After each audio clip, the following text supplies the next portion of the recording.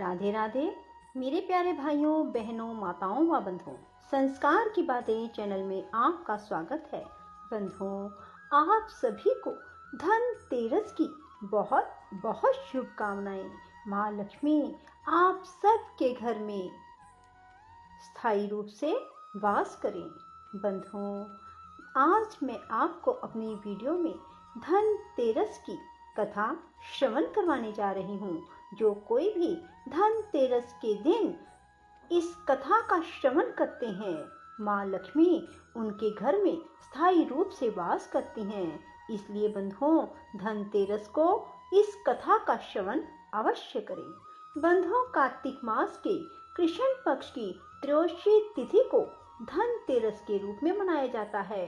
कहा जाता है इस दिन सायंकाल में लक्ष्मी जी हर घर में आगमन करती हैं और जिस घर में साफ सफाई रहती है वहाँ लक्ष्मी स्थायी रूप से वास करने लगती हैं।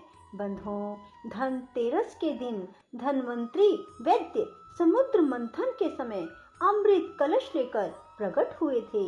इसलिए धनतेरस के दिन बर्तन खरीदने की परंपरा भी है। भगवान धन्वंतरी देवताओं के वैद्य हैं। कहा जाता है धन्वंतरी जी विष्णु जी के अंश अवतार हैं। चिकित्सा विज्ञान के विस्तार और प्रसार के लिए भगवान विष्णु ने धन्वंतरी का अवतार लिया था। धन्वंतरी जी के साथ साथ धनतेरस के दिन यमराज और माँ लक्ष्मी जी की पूजा का भी विधान है। कुबेर के बिना लक्ष्मी जी की पूजा धनतेरस के दिन अधूरी मानी जाती है। मुख्य द्वार पर धनतेरस की रात को मुख्य द्वार पर एक दीपक लगाया जाता है। कहा जाता है यह दीपक यम के नाम का होता है। यह दीपक घर के बाहर नाली के ऊपर लगाया जाता है। कुछ लोग इस दीपक में एक बत्ती डालते हैं और कुछ लोग दीपक में तेल डालकर 4 बत्तियां लगाते हैं। फिर जल, रोली, चावल, गुड़ और फूल आदि नैवेद्य सहित दीपक जलाकर यम का पूजन करते हैं। बंधुओं, धनतेरस की रात को 8 या 9 बजे माँ लक्ष्मी के समक्ष एक दीपक लगाया जाता है जो कि सारी रात प्रज्वलित किया जाता है। कहा जाता है जिस घर में धनतेरस की रात को रोशनी होती है वहाँ माँ लक्ष्मी स्थायी रूप से वास करती है। बंधुओं, अब मैं आपको सुनाऊंगी धनतेरस पर सुनी जाने वाली माँ लक्ष्मी जी की कथा, जिसे सुनने से माँ लक्ष्मी आपके घर में स्थायी वास करेंगी। बोलो लक्ष्मी माता की जय हो। एक बार भगवान विष्णु लक्ष्मी जी सहित पृथ्वी पर घूमने आए। कुछ देर बाद भगवान लक्ष्मी जी से बोले, मैं दक्षिण दिशा की ओर जा रहा हूँ, तुम यहीं ठहरो। परंतु लक्ष्मी जी भी विष्णु जी के पीछे पीछे चल दी।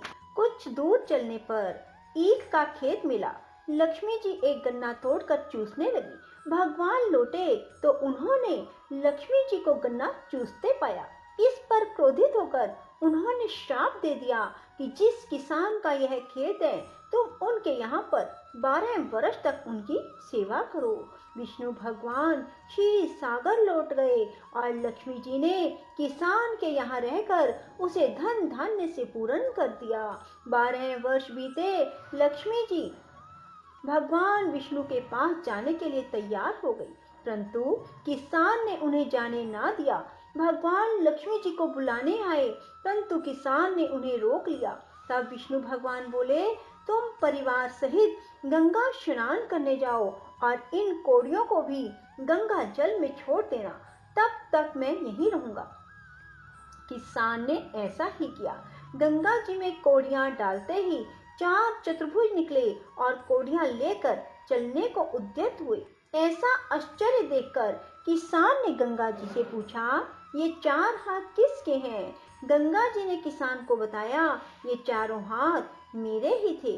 तुमने जो मुझे कौड़ियां भेंट की हैं, वे तुम्हें किसने दी हैं? किसान बोला, मेरे घर में एक स्त्री पुरुष आए हैं, वे लक्ष्मी जी और विष्णु भगवान हैं। तुम लक्ष्मी जी को मत जाने देना, नहीं तो पुनः निर्धन हो जाओगे। किसान ने घर लौटने पर लक्ष्मी जी को नहीं जाने दिया। तब भगवान ने किसान को समझाया कि मेरे श्राप के कारण लक्ष्मी जी तुम्हारे यहाँ 12 वर्ष से तुम्हारी सेवा कर रही हैं। फिर लक्ष्मी जी चंचल हैं, इन्हें बड़े बड़े नहीं रोक सके, तो तुम हट मत करो।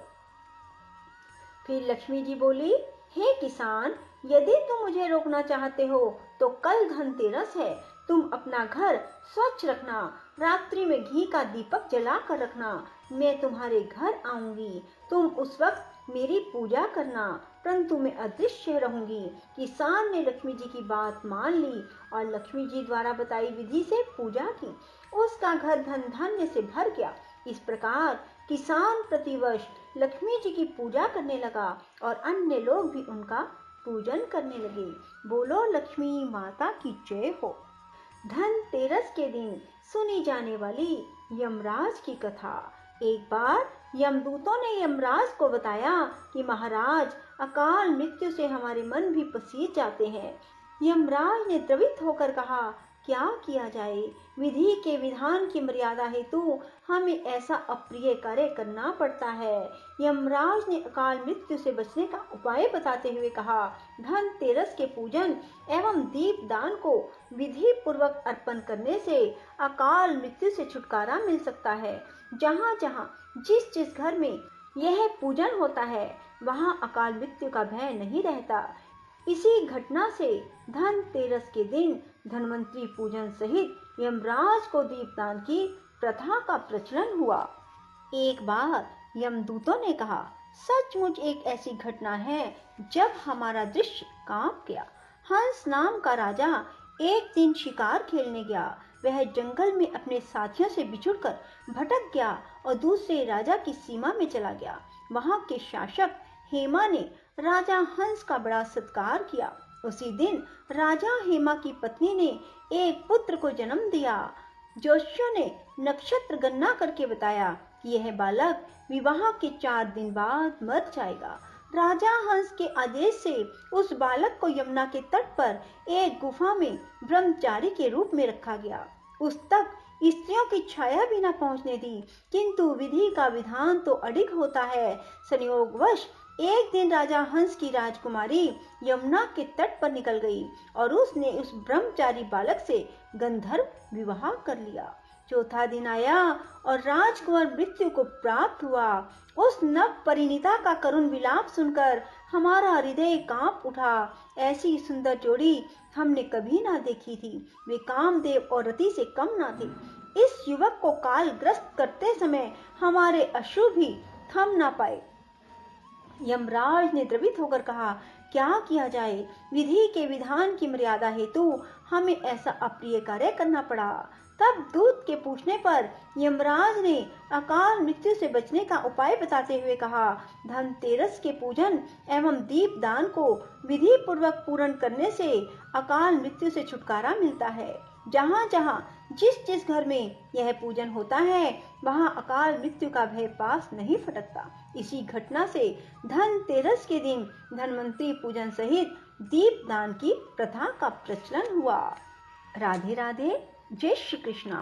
बंधुओं, यदि आपको हमारी वीडियो पसंद आए तो इसे लाइक करना और शेयर भी जरूर करना। धन्यवाद।